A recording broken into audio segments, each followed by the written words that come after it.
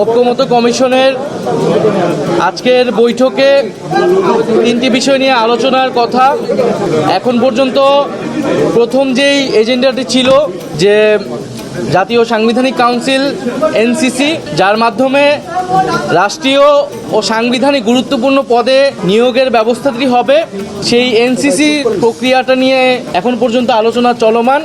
এবং এখন পর্যন্ত ঐক্যমতে আসেনি আমাদের হাউস। এখানে আমরা যেই জায়গাটি আলোচনা করেছি, আমরা জাতীয় নাগরিক পার্টির পক্ষ থেকে এনসিসিকে সমর্থন জানিয়েছি যখন থেকে আলোচনাটি শুরু হয়েছে। তবে এর গঠন প্রক্রিয়া নিয়ে বা এর ফরমেশন নিয়ে অনেকগুলো দলেরই কিছুটা ভিন্নতা আছে এবং সেই জায়গায় আমরাও আমাদের কিছু ভিন্ন প্রস্তাব আছে, কিন্তু নীতিগত জায়গায় এখানে অনেকগুলো দল জাতীয় নাগরিক পার্টি সহ তারা এনসিসির পক্ষে অবস্থান নিয়েছে। অর্থাৎ এই যে গুরুত্বপূর্ণ কমিশনগুলো রয়েছে বা প্রধানগুলো রয়েছে,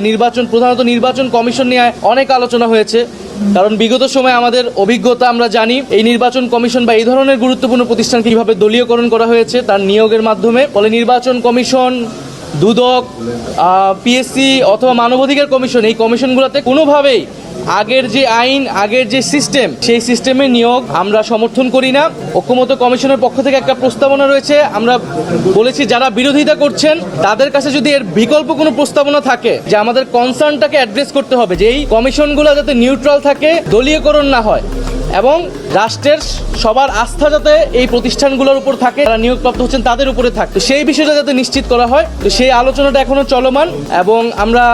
আশা করি যে সবাই আমাদের যে জুলাই গণ অভ্যুত্থান রাষ্ট্রের আকাঙ্ক্ষা, সেই আকাঙ্ক্ষার প্রতি শ্রদ্ধাশীল থেকে আমাদের ভবিষ্যৎ বাংলাদেশ নতুন প্রজন্মের প্রতি সবাই চিন্তা করে আমরা যার যার দলীয় অবস্থানের বাইরে এসেও আমরা জাতির স্বার্থে একটা ঐক্যমত অবস্থায় পৌঁছাবো।